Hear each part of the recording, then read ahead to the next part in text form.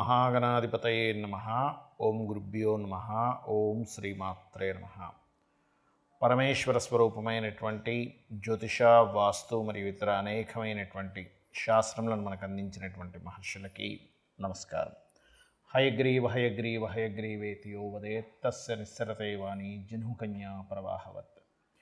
అరుణాం కరుణాతరంగితాక్షీం ధృతపాశాంకుశపుష్పబాణచాపాం అనిమాదిభిరావృతాం మయూకైః అహమిత్యేవ విభావయే భవానీం. శ్రీమాత్రే నమః.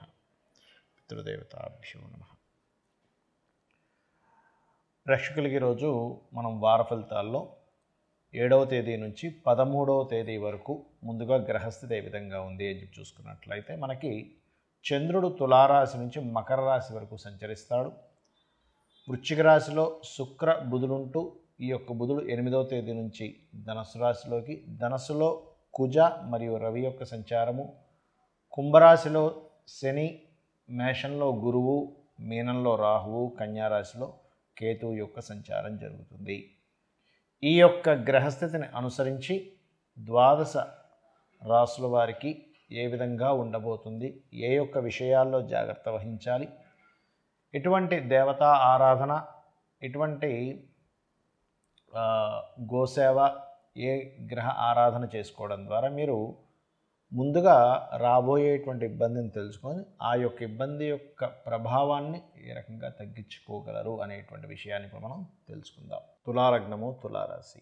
తులావారికి కనుక చూసుకున్నట్లయితే ముఖ్యంగా 7వ తేదీ నుంచి 13వ తేదీ వరకు ఉన్నటువంటి గ్రహస్థితి 7వ తేదీ మీరు ఏదైనా ఇన్సూరెన్సెస్ రిలేటెడ్ సంబంధించినటువంటి విషయాల పట్ల కాస్త జాగ్రత్త వహించాలి అనేటువంటిది చూపిస్తుంది. అంటే తొందరపాటు పని మనం ఒక్కోసారి కట్టవలసినటువంటిది కట్టకుండా ఇంకో దాన్ని దేనికో మనం ఖర్చు పెడుతూ ఉంటాం. కాబట్టి వాహనాల మీద వెళ్ళేటప్పుడు కానీ, ప్రయాణాలు చేసేటప్పుడు కానీ 7వ తేదీ కొంత జాగ్రత్తగా ఉండండి. మరియు 7వ తేదీ మీకు ఏదైనా ఉద్యోగ సంబంధించిన విషయంలో అనుకూలత కూడా యోగిస్తుంది. ఎందుకంటే దశమాధిపతి ఆ రోజు మనకి తులారాశిలో సంచరిస్తుంటాడు. కాస్త ప్రయాణాలను కూడా సూచిస్తూ ఉంటుంది.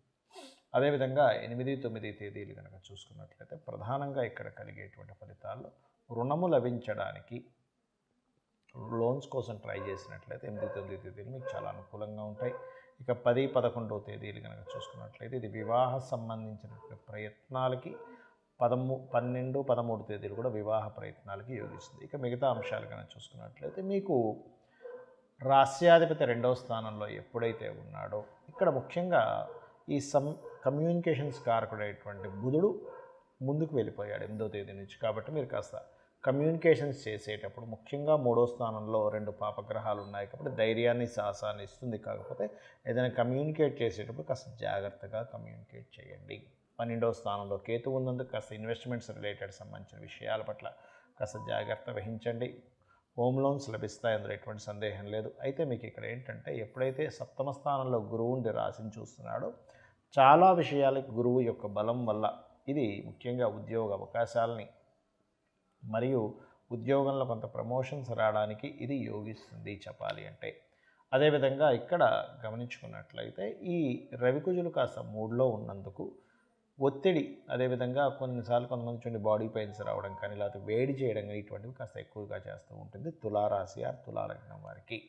ఇక ఉద్యోగ అవకాశాలు చాలా చక్కగా ఉన్నాయి. కాకపోతే మీరు ప్రధానంగా తీసుకోవాల్సిన జాగ్రత్త ఏమిటి ఈ వారంలో అని చెప్పి చూసుకున్నట్లయితే ఇక్కడ ద్వాదశ స్థానంలో కేతుగ్రహం ఉన్నందుకు తండ్రి గారి ఆస్తికి సంబంధించినటువంటి విషయాలలోని మరియు ఏదైనా ఇన్వెస్ట్మెంట్స్ చేసేటువంటి విషయాల్లో అందులో ప్రధానంగా అది భూతత్వ రాశి అవుతుంది. కాబట్టి భూమికి సంబంధించిన ఇన్వెస్ట్మెంట్స్ ఏవైతే చేస్తూ ఉంటారో ఆ యొక్క అంశాల్లో కాస్త చూసి ఇన్వెస్ట్మెంట్స్ చేయాలి. అదేవిధంగా నిర్ణయాలు తీసుకునేటప్పుడు కూడా పంచమాధిపతి పంచమంలో శని ఉన్నందుకు ఇది ఒక రకంగా మంచిదే. కాకపోతే కాస్త ఆలస్యం అవుతూ ఉంటాయి నిర్ణయాలు. సంతాన విషయంలో చాలా ఆలస్యం అవుతున్నాయి కొన్ని విషయాలు అనేటువంటి కొంత బాధ మిమ్మల్ని వెంటాడుతూ ఉంటుంది. ఏదేమైనప్పటికీ కూడా ఆ యొక్క సంతాన కారకుడు, ఆలోచన కారకుడు శని శుక్రుడిని చూస్తున్నాడు కాబట్టి ఫలకృతం కూడా అవుతుంది. ఇక మీరు చేయవలసిన దేవత ఆరాధన కాళికా అమ్మవారి యొక్క ఆరాధన చేయండి, అన్ని విధాలా బాగుంటుంది. ప్రేక్షకులకి చాలామందికి ఒక సందేహం కలుగుతుంటుంది, ఏమండి మనం ఈ గోచార ఫలితాలు చెప్పుకుంటున్నాము, గోచార ఫలితాలు ఏవైతే చెప్తున్నారో అవి అలాగే జరుగుతాయా, లేకపోతే ఇంకేదైనా దీనికి ప్రత్యామ్నాయం కానీ ఇంకేదైనా ఉంటుందా అంటే ఒకటి గుర్తుపెట్టుకోండి, గోచారము అనేటువంటిది కాలము. దీన్ని బాగా అర్థం చేసుకోండి. కాలం అంటే ప్రజెంట్ బయట ఉన్నటువంటి వాతావరణంగా భావించాలి గోచార ఫలితాలు మనం ఏమైతే చెప్తున్నామో. అదేవిధంగా జన్మజాతకం అనేటువంటిది మన శక్తి, మన వనరులు, మనకున్న శక్తి, మన యొక్క ఆలోచనలు, మనం తీసుకునేటువంటి నిర్ణయాలు, ఇవన్నీ మన జన్మజాతకం. ఈ మన జన్మజాతకము బయట అంటే మన నిర్ణయాలు, మన విషయాలు ఎలా అయితే ఉంటాయో బయట ఉండేటువంటి సంఘటనతో, బయట ఉండేటువంటి వాతావరణంతో సంబంధం ఉంటుంది. అంటే ఎలాగా అంటే ఇప్పుడు ఒక 4 ఏళ్ల క్రితం మనకి కరోనా వచ్చింది. బయట ఉండే వాతావరణం ఎలా ఉందండి అంటే మాస్కులు పెట్టుకోవాలి, దూరంగా డిస్టెన్స్ పాటించాలి, ఇట్లాంటివన్నీ వచ్చాయి. అప్పుడు లేదండి నా ఇష్టానుసారంగా నేను వెళ్తానంటే కుదరదు, ఎందుకు కాలం అలా ఉంది, లేదా ట్రాఫిక్ బాగా జామ్గా ఉంది, అప్పుడు నా మటు నేను వెళ్ళిపోతానంటే వెళ్ళడం కుదరదు, లేదా మార్కెట్లో ఒక ప్రోడక్ట్కి అంత వాల్యూ లేదు. అలాంటప్పుడు దాని యొక్క వాల్యూ ఏంటో తెలుసుకొని దాన్ని బట్టి ప్రోడక్ట్ క్రియేట్ చేయాల్సి వస్తూ ఉంటుంది. అంటే ఎటువంటి ప్రోడక్ట్ను పబ్లిక్ అడుగుతున్నారు అనేటువంటి దాన్ని బట్టి. అంటే ఏంటి, బయట ఉండే కాలం ఎలా ఉందో చెప్పేది గోచార ఫలితాలు. మరి ఈ జన్మజాతక ఫలితాల ద్వారా ఏం తెలుసుకోవచ్చు అంటే, ఈ జన్మజాతకం అసలు ఎలా ఏర్పడుతుందో ముందుగా తెలుసుకోవాలి. మనం చేసినటువంటి ప్రతి కర్మ యొక్క సంబంధంగానే ఈ జన్మ ఉంటుంది. అంటే పూర్వజన్మల్లో మనం ఒక గౌరవాన్ని ప్రతి ఒక్కరికి గౌరవిస్తూ రెస్పెక్ట్ఫుల్గా ఉంటూ అవతల వ్యక్తికి కనుక గౌరవం ఇచ్చినట్లయితే మీ యొక్క రవి భగవానుడు అంటే మీ సూర్య భగవానుడు అద్భుతమైనటువంటి స్థితిలో ఉంటాడు. అలాగే ఎవరి మనసు బాధ పెట్టట్లేదండి, చంద్రుడు బాగుంటాడు. ఎందుకు, చంద్రమా మనసో జాతః అని చెప్పి వేదం చెప్తుంది.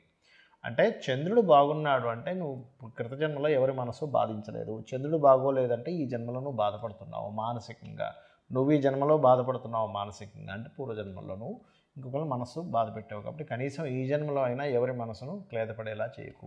అలా అని బాధ్యతల్ని వదిలేయడం కాదు. ఇప్పుడు చిన్నపిల్లవాడు చదవను అంటాడు పుస్తకాన్ని తీసుకొని, అయ్యో వాడిని చదవమంటే మనసు బాధపడుతుంది కదండి. ఆడుతున్న పిల్లవాడిని తీసుకొచ్చి మనం చదవమంటే ఎలాగా, 10th క్లాస్లో ఉన్న పిల్లవాడు వాడు క్రికెట్ ఆడుకుంటా అంటున్నాడు, వాడిని ఇప్పుడు చదవమంటే వాడు మనసు బాధపడుతుంది కదా అంటే అది కాదు. వాడు అభివృద్ధికి ఏది దోహదం అవుతుందో దాని గురించి నువ్వు కాసింత కోప్పడ్డా, అవతల మనిషి యొక్క మనసు బాధపడ్డా అది ఆ యొక్క వ్యక్తికి, అమ్మాయికి కావచ్చు అబ్బాయికి కావచ్చు, ఆ వ్యక్తికి ఉన్నతమైనటువంటి విషయాలకు తీసుకెళ్తుంది అన్నప్పుడు ఈ కించిత్ మనసు సంబంధించినటువంటి ఇబ్బంది తప్పు కాదు. అంటే ఎలా అంటే ఒక బాస్ ఉన్నాడు, ఆ బాసు కంపెనీలో ఒక వ్యక్తి సరిగ్గా పనిచేయట్లేదు అనుకోండి, అయ్యో ఆ వ్యక్తిని ఇప్పుడు అంటే మనసు బాధపడుతుంది కదా, ఇది పాపమా అంటే అది పాపం కిందకి రాదు, అది నీకు కర్మ కింద అంటదు. నీ బాధ్యతగా నువ్వు చెప్తున్నావు, ఆ వ్యక్తి ఆ బాధ్యతను సక్రమంగా చేయాలి. ఎందుకంటే ఒక ఎంప్లాయీ కనుక చేయవలసినటువంటి కర్మ సరిగ్గా చేయకపోతే అతనికి శనిదోషం ఏర్పడుతుంది. అంటే ఏమిటి, ఇక్కడ ఈ జన్మలో సరైనటువంటి జాబ్ దొరికి సరైనటువంటి బాస్ ఉండి కూడా నువ్వు కర్మ సరిగ్గా చేయకపోవడం వల్ల తర్వాత జన్మల్లో ఏమవుతుంది అంటే శని యొక్క ప్రభావం సరిగ్గా లేకపోవడం వల్ల జాబ్ దొరకదు. అంటే ఇక్కడ మనం బాధ్యత ఏంటి, కర్మ ఏమిటి, ధర్మం ఏమిటి, ఇటువంటివి తెలుసుకోవాలి. ఇవన్నీ చెప్పేదే మనకు భగవద్గీత. ఆ రకంగా రవి రెస్పెక్ట్ ఇవ్వడం ద్వారా, చంద్రుడు మనసు క్లేదపడకుండా ఉంచేటువంటి వాటి ద్వారా, కుజుడు నీ యొక్క అన్నదమ్ములతో లేదా నువ్వు భూమి సంబంధించిన దోషాలు చేయకపోవడం ద్వారా చక్కటి ఫలితాలు ఇవ్వడము, శుక్రుడు వివాహ సంబంధించిన విషయాల్ని, బుధుడు నీ యొక్క బుద్ధి లేదా నువ్వు పూర్వజన్మలో చేసిన నీ బుద్ధితో చేసినటువంటి పనుల ద్వారా, లేదా నువ్వు రిలేషన్స్లో ఉండేటువంటి రిలేషన్స్ ద్వారా, ఇలా ఒక్కొక్క గ్రహము ఒక్కొక్క భావము నువ్వు పూర్వజన్మలో చేసినటువంటి కర్మ ఆధారంగా వస్తుంది. ఈ కర్మ ఆధారంగా వచ్చినటువంటి ఈ యొక్క గ్రహాలు ఎక్కడెక్కడ ఏ ఏ స్థానాల్లో స్థితి పొందున్నాయో చూసుకొని దానికి తగ్గట్టుగా ఇప్పుడు నువ్వు ఈ జన్మలో నువ్వు కృతజన్మలో చేసినటువంటి కర్మ ఏ రూపంలో నిన్ను నడిపిస్తుంది, దాన్ని నువ్వు అధిగమించాలంటే భగవత్ సంబంధించినటువంటి స్వరూపాలలో నువ్వు ఏ స్వరూపాన్ని నువ్వు ఆరాధిస్తే ఆ కర్మ నుంచి తప్పించుకుంటావు, ఏ గ్రహాన్ని నువ్వు గనక ఆరాధించగలిగితే ఆ యొక్క కర్మ నీకు తొలగుతుంది. నీ మనసులో, నీ యొక్క బుద్ధిలో, నీ యొక్క ఆలోచన విషయాల్లో ఎటువంటి ఆలోచన పరివర్తన నువ్వు తెచ్చుకోగలిగితే నీ యొక్క కర్మ తొలగుతుంది అనేటువంటి చెప్పేదే ఈ యొక్క జ్యోతిష్ శాస్త్రం.